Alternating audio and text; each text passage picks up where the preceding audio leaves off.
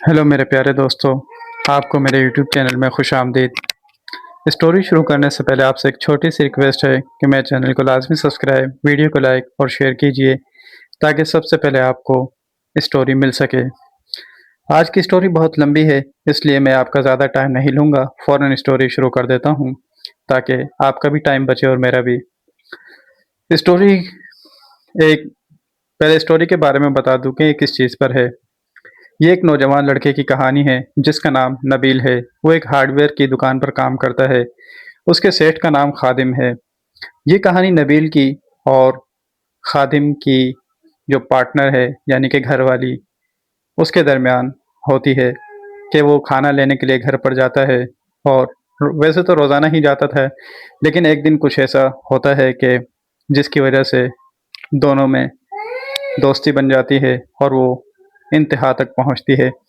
اس کی وجہ یہ ہوتی ہے کہ خادم کی عمر جو ہے وہ 60 سال ہے، جبکہ ان کے پارٹنر کی عمر 35 یا 40 سال ہے، یعنی بہت زیادہ فرق ہے۔ اور عمر کے فرق سے تو خوشیوں کا ملنا تھوڑا مشکل ہوتا ہے، کیونکہ انسان میں عمر کے ساتھ ساتھ کمزوری آ جاتی ہے، جبکہ دوسری طرف جذبات ادھورے ہی رہ جاتے ہیں، اس لیے انہیں کوئی نہ کوئی قدم اٹھانا پڑتا ہے۔ تو وہاں پر بھی ایک قدم ایسا اٹھایا گیا جس سے نبیل کی زندگی بدل گئی، اور نبیل کے ساتھ جو جو واقعہ پیش آیا وہ اس کہانی کے اندر بتایا گیا ہے۔ تو چلیے کہانی کو شروع کرتے ہیں، آپ جلدی سے سبسکرائب کر دیجئے۔ کہانی کا نام ہے چنگاری، اور یہ کہانی نبیل کی ہی زبانی ہے۔ میرا نام نبیل ہے، عمر 17 سال، ہارڈ ویئر اسٹور پر سیٹ خادم کے لیے کام کرتا ہے۔ اگرچہ عمر اس کی زیادہ نہیں، لیکن حالات کی سختیوں اور کم عمری کی محنت مزدوری کی وجہ سے ایک مضبوط جسم بن چکا ہے۔ یہ تقریباً 3 سال پہلے جب میں صرف 14 سال کا تھا تو ان کے ساتھ کام شروع کیا تھا۔ تب سے اب تک پوری دیانتداری اور محنت سے کام کرنے کی وجہ سے سیٹھ کی شفقت ہمیشہ شامل حال رہی، اور مجھ پر ان کا اعتماد بھی مثالی تھا۔ سیٹھ خادم کی فیملی کوئی زیادہ بڑی نہیں تھی، 2 بیٹیاں، ایک بیٹا اور ایک بیوی۔ کاروبار اچھا چل رہا تھا، یہی وجہ تھی کہ ان کے گھر میں ضرورت کی ہر چیز موجود تھی۔ مجھے ان کے گھر آنے جانے پر کوئی روک ٹوک نہیں تھی، بلکہ گھر کے لیے تمام سودا سلف میں ہی پہنچا کر آتا تھا۔ یہ ان کی فیملی کا تعارف ہوا، اور گھر سے دوپہر کے کھانا لانے کی ذمہ داری بھی اس کی نبیل ہی کی تھی۔ وہ دوپہر کا کھانا گھر سے لے کر آتا تھا، یعنی ان کے گھر اس کا آنا جانا ایک فیملی ممبر کی طرح ہی تھا۔ انکل کی عمر جو ہے وہ 60 سال کی تھی، جبکہ ان کے پارٹنر کی عمر 40 یا 35 سال کے درمیان تھی۔ ان کی بڑی بیٹی جو ہے ان کی عمر 14 سال تھی، چھوٹی کی 11، اور جو چھوٹا بیٹا تھا اس کی 5 سال کے قریب تھی۔ نبیل کا روز کا معمول تھا گھر کے لیے سودا صرف لے کر جانا، واپسی پر آتے ہوئے کھانا بھی لے کر آنا۔ جب سے اس نے یہاں پر کام شروع کیا تو یہ معاملات ایسے ہی چلے آ رہے تھے، اور شاید اسی طرح ہمیشہ چلتے رہتے، لیکن ایک دن کچھ ایسا ہوا کہ اس نے ان معاملات میں تبدیلی پیدا کی اور ایک نیا رخ اختیار کیا۔ ہوا کچھ یوں کہ نبیل معمول کے مطابق سودا صرف لینے کے لیے سیٹھ کے گھر پہنچا تو اس کے 2-3 دفعہ دستک دینے کے باوجود بھی دروازہ نہیں کھلا۔ نہ تو آگے سے جواب آیا کوئی، اور نہ ہی دروازے کی کوئی آہٹ محسوس ہوئی۔ اس نے دروازے کو ہلکا سا دھکا دیا تو وہ کھل گیا، کیونکہ اس وقت دروازہ لاک نہیں تھا، اور وہ کھلتا ہی چلا گیا۔ وہ اندر داخل ہوا اور گیٹ کو ویسے ہی بند کر دیا جیسے پہلے تھا، اور کیونکہ اس کا گھر روز آنا جانا تھا اس لیے کوئی جھجک کی بات نہیں تھی۔ وہ فوراً باورچی خانے کی طرف سامان لے کر چلا گیا۔ باورچی خانے کے جاتے وقت راستے میں واش روم بھی آتا ہے، تو وہ جیسے ہی باورچی خانے کے قریب پہنچا تو دوسری جانب سے، یعنی جہاں پر غسل خانہ تھا، وہاں سے کچھ ہلکی آوازیں آ رہی تھی جس نے اسے روک لیا۔ وہ تھوڑا تجسس میں پڑ گیا۔ چلو، اس نے کہا کہ دیکھنا چاہیے کہ کیا بات ہے۔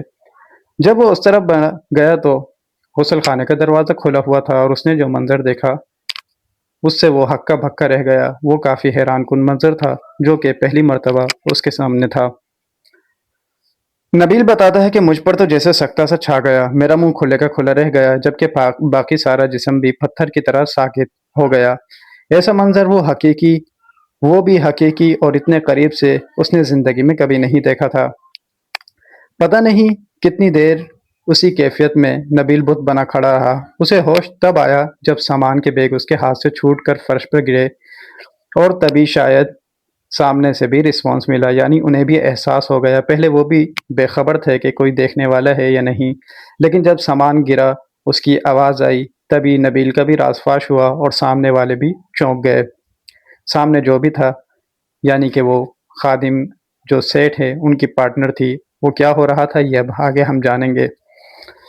نبیل کہتا ہے کہ میں نے جلدی سے سامان سمیٹا اور کچن میں آ گیا۔ سامان رکھ کر میں ادھر کچن میں ہی کھڑا تھا۔ اب مجھ پر خوف طاری ہونے لگا، اور خوف کی وجہ سے مجھ پر کپکپاہٹ بھی طاری ہو چکی تھی، کیونکہ اس نے کچھ ایسا دیکھ لیا تھا اب اس جو اسے نہیں دیکھنا تھا، اور اس وجہ سے خوف تھا۔ عمر کم تھی، اس لیے اب اسے اندیشہ تھا کہ اس کے ساتھ کچھ برا نہ ہو جائے۔ وہ بہت ڈرا ہوا تھا۔ اچانک نبیل کہتا ہے کہ مجھے لگا کہ کوئی میرے قریب آ کر کھڑا ہو گیا۔ میں نے سر اٹھا کر دیکھا تو وہ میرے قریب تھی، یعنی کہ سیٹ کی پارٹنر۔ جب میں نے انہیں اپنے قریب دیکھا تو میری آنکھوں سے آنسو بہنے لگے، اور میں روتے ہوئے ان سے معافی مانگنے لگا کہ جو کچھ بھی ہوا وہ انجانے میں ہوا، اس میں میری غلطی یا کوئی خواہش نہیں تھی یا ارادہ نہیں تھا۔ انہوں نے ایک ہنکارا بھرا اور میرے کپکپاتے ہوئے جسم کا بھرپور جائزہ لیتے ہوئے کہا، اچھا، غلطی سے ہوا، یہ غلطی سے ہوا ہے۔ یعنی کہ ان کے پارٹنر نے نبیل کے جسم کا جائزہ لیا، کیونکہ نبیل نے جو وہاں منظر دیکھا تھا، کیونکہ جوان بندوں میں کوئی ایسی چیز دیکھ لیں تو کچھ جذبات بدل جاتے ہیں، کچھ جسمانی حالت بدل جاتی ہے۔ جب انہوں نے اس کی جسمانی حالت دیکھی، اس کے جسم کا جائزہ لیا، تو وہ کچھ اور بتا رہا تھا۔ ویسے تو کپکپاہٹ تھی ہی، لیکن وہ کچھ اور بتا رہا تھا، اور ان کے منہ سے، یعنی کہ جب انہوں نے اس بات کا ذکر کیا پارٹنر نے، تو نبیل کہتا ہے کہ میرے لیے سننا بہت عجیب تھا، کیونکہ انہوں نے کھلے لفظوں میں باتیں کی۔ ان کی ہر بات سچی تھی، کیونکہ جو وہ دیکھ رہی تھی وہ صاف تھا۔ میں پھر ان سے گڑ گڑا کر معافی مانگنے لگا، اور انہیں یہ یقین دلانے کی کوشش کرنے لگا کہ یہ میری مرضی سے نہیں ہوا، یہ ایک اتفاقی حادثہ ہے، اتفاقی واقعہ ہے جو کہ اچانک سے پیش آیا۔ لیکن تنہائی جو ہے وہ انسان کو مار دیتی ہے۔ اسے جس چیز کی تلاش تھی وہ خادم سے تو نہیں ملی، شاید نبیل سے ملنے والی تھی، اور وہ اس کی منصوبہ بندی کر چکی تھی۔ نبیل کہتا ہے کہ مجھے لگا شاید وہ میری ایسی حالت، یعنی کہ میری گھبراہٹ والی حالت سے لطف اندوز ہو رہی تھی۔ وہ کہتی کہ اچھا، پارٹنر کہنے لگی کہ تیری مرضی نہیں تھی تو پھر اس کے بارے میں بتاؤ، یہ کیا کیا ہوا ہے؟ انہوں نے اس کو ہاتھ سے چھو بھی لیا۔ نبیل کہتا ہے کہ میں آگے کیا جواب دیتا، مجھے تو خود نہیں معلوم تھا کہ اس کی حالت ایسی کیسی ہو گئی۔ وہ خود سے بھی کنٹرول کھو چکا تھا۔ وہ تو بس اس سے ہاتھ جوڑے ان کے قدموں میں گر گیا اور معافی کی التجا ہی کرتا رہا۔ انہوں نے اسے کندھے سے پکڑ کر اوپر اٹھایا اور کہا کہ تمہیں معافی مل سکتی ہے، لیکن ایک شرط پر۔ شرط دوستو کیا ہے وہ آپ سمجھ ہی سکتے ہیں کہ ایک اکیلے انسان کو جس کی زندگی تنہائی کی شکار ہو، جس کے جذبات کا قتل کیا گیا ہو، جس کی خواہشات ادھورے رہ جاتی ہوں، کہ وہ آگے سامنے والے بندے سے جب اسے موقع ملے تو وہ کیا شرط لگا سکتا ہے۔ تو شرط آپ سمجھ سکتے ہیں۔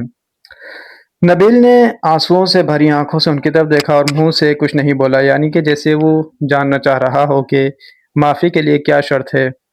ان کے چہرے پر ایک شیطانی مسکراہٹ پھیلی اور بولا کہ شرط یہ ہے کہ تم نے جو چیز مجھ سے چھپائی ہوئی ہے اسے باہر نکال کر دکھاؤ۔ آپ سمجھدار ہیں کہ کس چیز کی بات ہو رہی ہے۔ نبیل کہتا ہے کہ میں تو ایک جھٹکے سے پیچھے ہٹا اور پھر سے التجا کرتے ہوئے بولا، نہیں نہیں، میں ایسا نہیں کر سکتا، اور پھر سے ہاتھ جوڑ کر کھڑا ہو گیا، کیونکہ اسے ابھی تک حقیقت کا علم نہیں تھا، اس پر ڈر زیادہ حاوی ہو چکا تھا، اس لیے ابھی تک وہ پیچھے ہٹ رہا تھا۔ معافی مانگتے ہوئے نبیل نے کہا کہ مجھ پر رحم کریں، اور انجانے میں جو غلطی ہوئی ہے معاف کریں، آئندہ ایسی غلطی کبھی نہیں ہوگی۔ لیکن وہ میری جانب سے رکھتے ہوئے ہاتھ پکڑ کر بولی، اگر معافی چاہیے تو جو میں کہتی ہوں ویسا ہی کرو، اگر نہیں کرو گے تو تمہیں معافی نہیں ملے گی۔ نبیل کہتے ہیں میرے جسم سے تو جیسے روح ہی نکل رہی تھی، بس روئے جا رہا تھا اور ڈر سے پورا جسم لرز رہا تھا۔ تو وہ بولی، اصل میں دیکھنا چاہتی ہوں کہ تمہارے پاس کیا ہے، اور جو تمہارے پاس ہے وہ میرے پاس کیوں نہیں؟ اگر تم مجھے یہ چیز دکھا دو تو میں تمہیں معاف کر دوں گی۔ نبیل کہتا ہے میں اتنا بچہ تو نہیں تھا کہ جو میں ان کی اس بات کا یقین کر لیتا کہ انہیں اس چیز کا علم نہیں۔ بلکہ انہیں تو مجھ سے اس چیز کا زیادہ علم ہے، کیونکہ وہ اس دنیا میں زیادہ رہ چکی ہیں، ان کی عمر زیادہ ہے، جبکہ میں تو ابھی اس راستے کا نیا شہسوار ہوں۔ یعنی کہ وہ کوئی کھیل کھیل رہی تھی اس کے ساتھ۔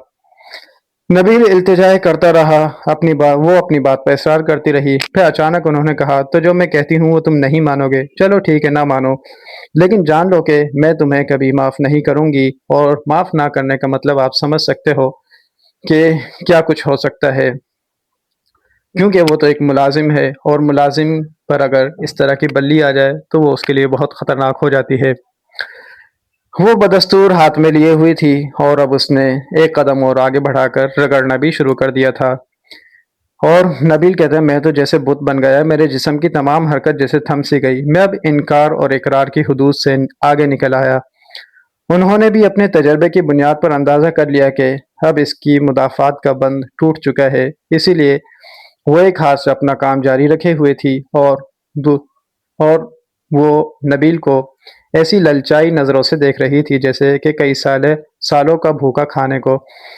اور حقیقت تھی بھی یہی، ان کی یہ مثال جو ہے کئی سالوں کا جو بھوکا کھانے کو دیکھتے ہیں، بالکل ٹھیک تھی، کیونکہ وہ کئی سالوں سے بھوک کی ہی شکار تھی، اور اب کھانا اس کے سامنے تھا۔ پھر وہ کہنے لگی جب اس نے اس کا معائنہ کر لیا، ارے نبیل، یہ تو بہت شاندار ہے۔ ان کی انتہائی للچائی ہوئی آواز نبیل کے کانوں سے ٹکرائی، اور کہنے لگی، اسے تو چومنے کو من کرتا ہے۔ اور یہ کہتے ہوئے گھٹنوں کے بل ہوئی، اور نبیل کے ہاں یا نہ کے جواب سے پہلے ہی وہ اپنا کام کر گئی۔ نبیل کہتا ہے، میں جو چنگاریوں کی طرح سلگ رہا تھا، ایک دم سے آگ کے الاؤ کی طرح دہکنے لگا، کیونکہ ہوا ہی کچھ ایسا تھا۔ اب جو ہو رہا تھا وہ تو چنگاری سے آگ کی طرف لے جا چکا تھا، لیکن میں پھر بھی بت کی طرح خاموش کھڑا رہا۔ فرق صرف یہ تھا کہ میں نے خود کو حالات کے دھارے پر چھوڑ دیا، اور اب رونا میرا بند ہو چکا تھا۔ اس دوران میرا خوف بھی بالکل ختم ہو گیا، اور میں اب جو پہلے ڈر کے مارے کپ کپا رہا تھا، بلکہ اب لطف اندوز ہونے لگا۔ ابھی زیادہ دیر نہیں ہوئی تھی کہ کام ہو گیا، یعنی کہ پانی پانی، اور انہوں نے فوراً اس کو منہ سے باہر نکال کر تھوکا، اور کہا کہ اتنی جلدی، کیا پہلے کبھی نہیں کیا؟ تو انہوں نے کہا، نہیں مجھے تو، بلکہ نبیل نے کہا، مجھے تو پہلی بار پتہ چلا ہے کہ ایسا بھی ہوتا ہے۔ انہوں نے جھجکتے ہوئے جواب دیا۔ تو وہ کہنے لگی، چلو ٹھیک ہے، کوئی بات نہیں، میں آج تمہیں سب سکھا دوں گی۔ یہ کہتے ہوئے انہوں نے نبیل کا ہاتھ پکڑا اور کمرے میں لے آئی۔ وہ بھی بیچارہ کسی غلام کی طرح اس کے ساتھ کمرے میں جا کر ایک کونے میں کھڑا ہو گیا۔ تو وہ کہنے لگی، ارے وہاں کیوں کھڑے ہو، ادھر پاس آؤ۔ یہ کہتے ہوئے انہوں نے نبیل کو قریب کیا۔ اور دوستو، پھر ایک نوجوان اور کمرے کی تنہائی، آپ سمجھ سکتے ہیں کہ کیا ہو سکتا ہے۔ بھوکے کو اتنے سالوں بعد کھانا ملا ہو تو وہ پلیٹ صاف کر ہی جاتا ہے، کچھ بھی نہیں چھوڑتا، اور سب کچھ کر کے جب اپنے حالات نارمل ہوئے، کنٹرول ہوئے، پھر ماحول کیونکہ اب پرتکلف سے دوستانہ ہو چکا تھا، ایک بالکل دوستانہ محفل لگ چکی تھی، پھر وہ کہنے لگی اور ساتھ ساتھ اس کی تعریفیں بھی کرنے لگی، اور خادم کو گالیاں یعنی کہ برے الفاظوں میں یاد کر رہی تھی، کیونکہ یہ سب اسی کی وجہ سے تھا۔ اس کی توجہ، اس کی کمزوری اس کو اس طرح سے ادھورا چھوڑ رہی تھی، اس کے جذبات کا قتل کر رہی تھی۔ انہوں نے پھر ساری باتیں بتائی کہ ان کی شادی کس طرح ان کی دگنے عمر کے آدمی سے ہوئی، اور کیسے یہ ان کے جذبات کا قتل کرتا ہے، اور بہت ہی کم دفعہ ان کو ان سے راحت ملی ہے، اور ایسا بہت کم ہوا ہے کہ انہوں نے اس کو خوش کرا ہو۔ اور پھر یہ بھی بتایا کہ اب تو چند سالوں سے بالکل بھی کچھ نہیں ہو پا رہا ہے، یعنی کہ بات زیرو تک آ چکی ہے۔ وہ باتیں کرتے ہوئے اور بتا رہی تھی کہ اگر وہ چاہتی تو، کیونکہ اگر وہ بغاوت پر اتر آتی تو کسی اور سے دوستی لگا سکتی تھی اور اپنے معاملات کو سر انجام دے سکتی تھی، لیکن انہوں نے ایسا نہیں سوچا۔ وجہ یہ کہ عزت اور ناموس کا معاملہ آڑے آ جاتا، اور پھر انہیں اس بات کا بھی اندیشہ تھا کہ کہیں ایسا نہ ہو کوئی بلیک میل کرنے لگے یا بدنام کر دے۔ یہی وجہ تھی کہ انہوں نے کبھی اپنی حد پار نہیں کی۔ کہ جس سے ان کی بدنامی ہو، بلکہ وہ خود ہی اس کے لیے حربے استعمال کیا کرتی تھی، جیسا کہ آج کر رہی تھی، اور نبیل نے دیکھ لیا تھا۔ نبیل نے پوچھا کہ آپ کو مجھ پر اتنا بھروسہ کیوں ہے؟ کیا مجھ سے ڈر نہیں لگتا میں آپ کو بدنام کر دوں یا آپ کی عزت خراب کر دوں؟ انہوں نے کہا نہیں، مجھے تم سے ڈر نہیں لگتا، وجہ یہ ہے کہ تم مجھ سے عمر اور مرتبے دونوں میں چھوٹے ہو، تمہاری عمر بھی کم ہے اور تمہاری حیثیت ملازم کی ہے۔ اگر تم کچھ کہو گے بھی تو تمہاری بات نہیں سنی جائے گی بلکہ میری بات سنی جائے گی۔